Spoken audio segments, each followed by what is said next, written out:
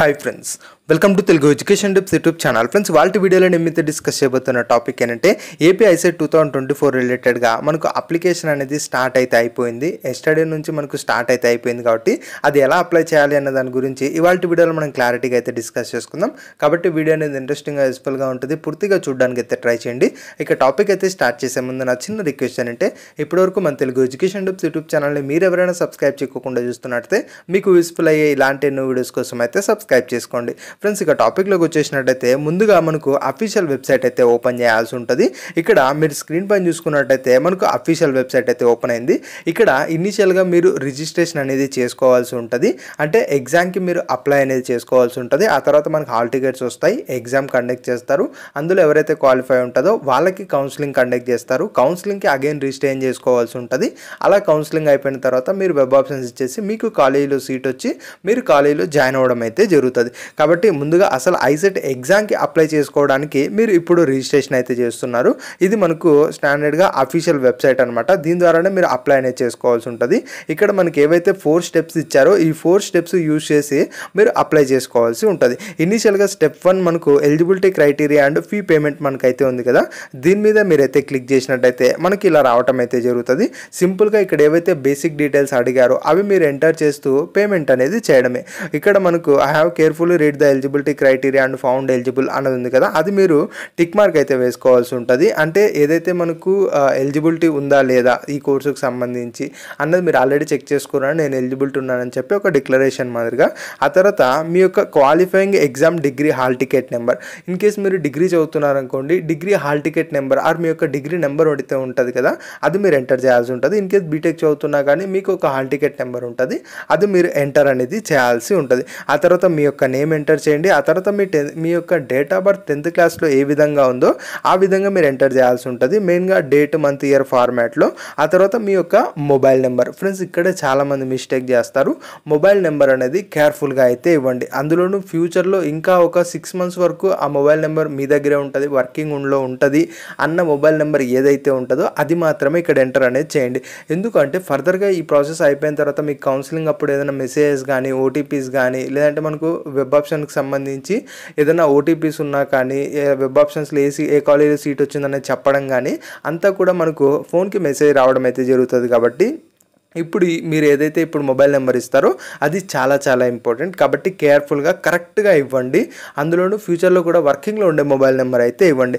ఆ తర్వాత ఇచ్చిన మొబైల్ నెంబర్ ఎవరిది అని అడుగుతారు, అది మీరైతే క్లియర్గా అయితే మెన్షన్ అయితే చేయండి. ఆ తర్వాత ఇంకా ఆల్టర్నేట్ నెంబర్ ఉన్నా కూడా డెఫినెట్గా మెన్షన్ అయితే చేయండి. ఆ తర్వాత మీ యొక్క ఈమెయిల్ ఐడి అయితే డెఫినెట్గా అయితే ఇవ్వండి. ఆ తర్వాత మీ యొక్క కేటగిరీ ఏంటి, ఏ కేటగిరీలోకి వస్తారో అన్న సెలెక్ట్ అయితే చేసుకోండి.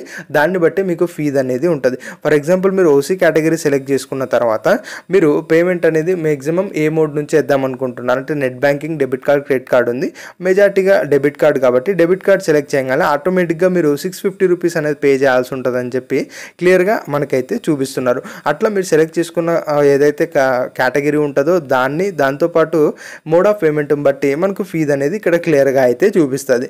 ఇలా ఎంతైతే ఇక్కడ మనకి ఏదైతే ఫీజ్ అనేది పే చూపిస్తుందో ఆ తర్వాత వెరిఫై ఈమెయిల్ అండ్ పే అన్న దాని మీద మీరు క్లిక్ చేసి మీ యొక్క ఈమెయిల్ ఐడికి ఒక ఓటీపీ వెళ్తుంది, అది మీరు వెరిఫై చేసుకొని మీరు పేమెంట్ అనేది కంప్లీట్ చేయండి. ఇక్కడ పేమెంట్ అప్పుడు కూడా మెజారిటీ కేసెస్లో మీరు మార్నింగ్ టైం చేయడానికి ట్రై చేయండి. దాంతోపాటు ఏవైతే డీటెయిల్స్ మీరు యూజ్ చేస్తారో అక్కడ డెఫినెట్గా మీ పర్సనల్ డీటెయిల్స్ యూజ్ చేయడానికి ట్రై చేయండి. అంటే ఇప్పుడు డెబిట్ కార్డ్ మీరు మీ7 నెట్ సెంటర్లో అప్లై చేస్తే వాళ్ళ కార్డ్స్ యూజ్ చేశారనుకోండి, ట్రాన్సాక్షన్ సక్సెస్ఫుల్గా అయితే నో ప్రాబ్లం, లేకోకుండా ఏదైనా పేమెంట్ రీఫండ్ ఇష్యూస్ కానీ ఇలాంటివి ఏమైనా ఉన్నాయంటే కొంచెం ప్రాబ్లం అయ్యే ఛాన్స్ అయితే ఉంటుంది. ఆ తర్వాత నెక్స్ట్ ఏం చేయాల్సి ఉంటుంది అంటే సెకండ్ స్టెప్. ఇక్కడ సెకండ్ స్టెప్ అనేది మ్యాక్సిమం చెక్ చేసుకోవచ్చు, చేయకపోవచ్చు, అవసరం అయితే ఏం లేదు. అంటే మీ పేమెంట్ సక్సెస్ అయిందా లేదా అన్నది ఈ యొక్క సెకండ్ స్టెప్ ద్వారా మీరైతే తెలుసుకోవచ్చు. అదైతే పెద్ద యూజ్ అయితే లేదు. యాజువల్గా నెక్స్ట్ థర్డ్ స్టెప్, ఇది మనకు చాలా చాలా ఇంపార్టెంట్. ఇప్పుడు మీరు పేమెంట్ చేసిన వెంటనే మీకు పేమెంట్స్ రెఫరెన్స్ ఐడి అని చెప్పి ఒక ఐడి అనేది వస్తుంది.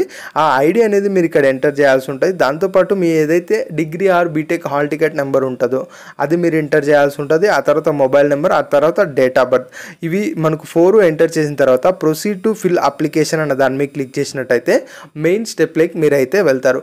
అంటే ఏదైతే మీరు అప్లై చేస్తున్నారో దానికి సంబంధించి సంబంధించి డీటెయిల్స్ అనేవి అక్కడ ఎంటర్ చేయాల్సి ఉంటుంది ఫ్రెండ్స్. అక్కడ డీటెయిల్స్ కంప్లీట్గా ఫస్ట్ పర్సనల్ డీటెయిల్స్ అడుగుతారు. మెయిన్గా మీ యొక్క ఫాదర్ నేమ్, మదర్ నేమ్, మీ యొక్క ఆక్యుపేషన్ ఏంటి, దాంతోపాటు మీకు క్యాస్ట్, ఇన్కమ్ ఇవన్నీ ఉన్నాయా, వాటి రిలేటెడ్గా మనకు కొన్ని బేసిక్ డీటెయిల్స్ అయితే మనకు అక్కడ అడగడం అయితే జరుగుతుంది. మీ పర్సనల్ రిలేటెడ్గా ఆధార్ కార్డ్ నెంబర్ కావచ్చు, అలా మీ యొక్క బేసిక్ డీటెయిల్స్ అయితే ఉంటాయి. అవి ఫస్ట్ మీరైతే ఫిల్ అయితే చేసేసేయండి. ఆ తర్వాత మీ యొక్క ఎడ్యుకేషన్ డీటెయిల్స్కి వచ్చినట్టయితే మీరు స్కూలింగ్ ఎక్కడ చేశారు, మీ యొక్క ఇంటర్ ఆర్ డిప్లొమా ఎక్కడైంది, మీ యొక్క బీటెక్ ఆర్ డిగ్రీ అనేది ఎక్కడైంది, ఆ కంప్లీట్ డీటెయిల్స్ అనేవి మనకు అక్కడైతే అడగడం అయితే జరుగుతుంది. అలా మీరు ఎడ్యుకేషన్ డీటెయిల్స్ కూడా ఎంటర్ చేయండి. ఎంటర్ చేసిన తర్వాత నెక్స్ట్ వచ్చేటప్పటికి మీ యొక్క ఫోటో సిగ్నేచర్ అనేది అడగటం అయితే జరుగుతుంది. ఆ ఫోటో సిగ్నేచర్ కూడా మీరు అప్లోడ్ అయితే చేసేసి అప్లికేషన్ అనేది సబ్మిట్ చేసేయండి. గుర్తుపెట్టుకోండి, అప్లికేషన్ సబ్మిట్ చేయగానే application number or registration number అనేది మీకు రావటం అయితే జరుగుతుంది. అది కేర్ఫుల్గా అయితే పెట్టుకోండి. ఇక్కడ నేను పర్టికులర్గా ఓపెన్ చేసి ఎందుకు చూపించలేదు అంటే ప్రస్తుతానికి నేను ఎవరిది కూడా అప్లై అయితే చేయలేదు కాబట్టి నేనైతే ఓపెన్ అయితే చేయట్లేదు. ఇన్ కేస్ మీకు డెఫినెట్గా ఇన్డెప్త్గా ప్రాసెస్ కావాలనుకుంటే మనకు లాస్ట్ ఇయర్ 2023లో చేసిన వీడియో మన ఛానల్లోనే ఉంటుంది, రెఫర్ చేయండి. క్లియర్గా అందులో అయితే ఉంటుంది. ఎందుకంటే అప్పుడు మన దగ్గర వేరే వాళ్ళ డీటెయిల్స్ అయితే ఉండే కాబట్టి మనం అప్లై చేయడం అయితే జరిగింది. అలా మనం 2022లో ఏదైతే వీడియో ఉంటుందో అది వెతకండి, 2021లో ఉన్న వీడియో వెతకండి, డెఫినెట్గా మీకు సొల్యూషన్ అయితే దొరుకుతుంది. అంటే జస్ట్ ఓపెన్ చేసి అన్ని సిమిలర్గానే ఉంటాయి, ఏం పెద్ద డిఫరెన్స్ అయితే ఉండదు. ఇలా మీరు కంప్లీట్ చేసి అప్లికేషన్ అయితే సబ్మిట్ చేసేయండి. చేసేసిన తర్వాత నెక్స్ట్ ఏం చేస్తారంటే ఇక్కడ మనకు 4th స్టెప్ ఉంది కదా, మీరు అప్లికేషన్ సబ్మిట్ చేసిన తర్వాత దాన్ని డెఫినెట్గా ప్రింట్అవుట్ అయితే తీసుకోండి. ఎందుకంటే మీరు ఎగ్జామ్కి వెళ్ళేటప్పుడు అది ఖచ్చితంగా తీసుకెళ్లాల్సి ఉంటుంది కాబట్టి ఇక్కడ 4th స్టెప్ మీద క్లిక్ చేసి ఏదైతే పేమెంట్ రెఫరెన్స్ ఐడి, మీరు రిజిస్టర్ అయిన తర్వాత ఏదైతే రిజిస్ట్రేషన్ నెంబర్ వచ్చి ఉంటుందో అది, దాంతోపాటు మీ యొక్క degree or BTech qualifying hall ticket number, మీ యొక్క ఫోన్ నెంబర్, దాంతోపాటు మీ యొక్క డేట్ ఆఫ్ బర్త్, ఏదైతే 5 ఉన్నాయో ఇవి ఎంటర్ చేసి గెట్ అప్లికేషన్ డీటెయిల్స్ క్లిక్ చేయగానే మీరు ఫిల్ చేసిన అప్లికేషన్ మొత్తం అయితే వస్తుంది. దాన్ని డెఫినెట్గా ప్రింట్అవుట్ అయితే తీసుకోండి. మీరు ఎగ్జామ్కి వెళ్ళినప్పుడు డెఫినెట్గా అది యూజ్ అనేది అవుతుంది. ఇలా మీరు ఇవంతా తీసుకున్న తర్వాత నెక్స్ట్ మనకు హాల్ టికెట్స్ అయితే రిలీజ్ అయితే అవుతాయి.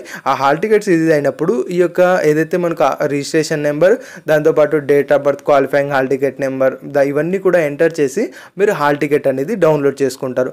ఆ హాల్ టికెట్లో ఏదైతే పర్టికులర్ సెంటర్ అయితే ఉంటుందో ఆ పర్టికులర్ సెంటర్లో మీరు ఎగ్జామ్ అనేది రాయటం అయితే జరుగుతుంది. ఇక్కడ మీరు ఏదైతే అప్లికేషన్ ఫిల్ చేస్తారో మేబీ అప్పుడే మీరు సెంటర్స్ కూడా ప్రిఫరెన్స్ అయితే పెట్టుకుంటారు. అంటే first preference, second preference, third preference ఎక్కడ మనకు సెంటర్ వేయాలి అని మీరు అప్లికేషన్ సబ్మిట్ చేసేటప్పుడే పెట్టుకుంటారు కాబట్టి దాన్ని బేస్ చేసుకొని మీకు ఈ యొక్క సెంటర్ అనేది అలాట్ చేయడం అయితే జరుగుతుంది. మోస్ట్ కేసెస్లో మనకు స్టార్టింగ్లోనే అప్లై చేస్తున్నారు కాబట్టి మీరు ఫస్ట్ ప్రిఫరెన్స్లో ఏదైతే మీరు సెంటర్ అనేది సెలెక్ట్ చేసుకొని ఉంటారో మ్యాక్సిమం కేసెస్లో అక్కడే మీకు సెంటర్ అనేది అలాట్ అవ్వడానికి ఛాన్స్ అనేది ఉంటుంది. కాబట్టి యాజ్ సూన్ యాజ్ పాసిబుల్ మీరు అప్లై అనేది చేసేసుకోండి. గుర్తుపెట్టుకోండి, అప్లై చేసేటప్పుడు మాత్రం చాలా కేర్ఫుల్గా గమనించాల్సింది ఏంటి అంటే మీ యొక్క ఫోన్ నెంబర్, మీ యొక్క ఈమెయిల్ ఐడి, ఇవి చాలా కేర్ఫుల్గా అయితే గమనించండి. ఎందుకు అంటే బిఫోర్ లాస్ట్ ఇయర్ చాలా ప్రాబ్లమ్స్ ఎక్కడ ఫేస్ అయ్యాయంటే ఫోన్ నెంబర్లో అవి మనకు ఎగ్జిస్టింగ్గా ఫ్యూచర్లో ఉండకపోవచ్చు, లేదంటే రాంగ్ ఇచ్చి ఉండొచ్చు, అప్పుడు ఓటీపీస్ రావు, మనకు లాగిన్ అవ్వదు, చాలా ఇష్యూస్ ఉంటాయి. కాబట్టి మొబైల్ నెంబర్ అనేది కేర్ఫుల్గా ఇవ్వండి. ఆ తర్వాత హాల్ టికెట్స్ వస్తే నేను ఇంటిమేట్ చేస్తాను. ఆ తర్వాత మీరు డౌన్లోడ్ చేసుకుని ఎగ్జామ్కి అయితే వెళ్ళొచ్చు. నెక్స్ట్ జరిగే ప్రాసెస్ అన్నీ కూడా కమింగ్ వీడియోలో క్లారిటీగా అయితే తెలుసుకుందాం. ఇది ఫ్రెండ్స్ మెయిన్గా వీడియోలో అయితే తెలుసుకున్నది. ఈ యొక్క ఏదైతే అప్లై చేయడానికి లింక్ ఉందో అది నేను డిస్క్రిప్షన్లో ఇస్తాను, డెఫినెట్గా విజిట్ అయితే అవ్వండి. దాంతోపాటు ఇంకా ఏమైనా డౌట్స్ ఉన్నట్టయితే కామెంట్ అయితే చేయండి. ఇది ఫ్రెండ్స్ వీడియోలో తెలుసుకున్నది. వీడియో నచ్చినట్టయితే లైక్ చేయండి. మరి ముఖ్యంగా మన తెలుగు ఎడ్యుకేషన్ టిప్స్ యూట్యూబ్ ఛానల్ని మీరు ఎవరైనా సబ్స్క్రైబ్ చేయకుండా చూస్తున్నట్టయితే మీకు యూస్ఫుల్ అయ్యే ఇలాంటి ఎన్నో వీడియోస్ కోసం అయితే సబ్స్క్రైబ్ చేసుకోండి.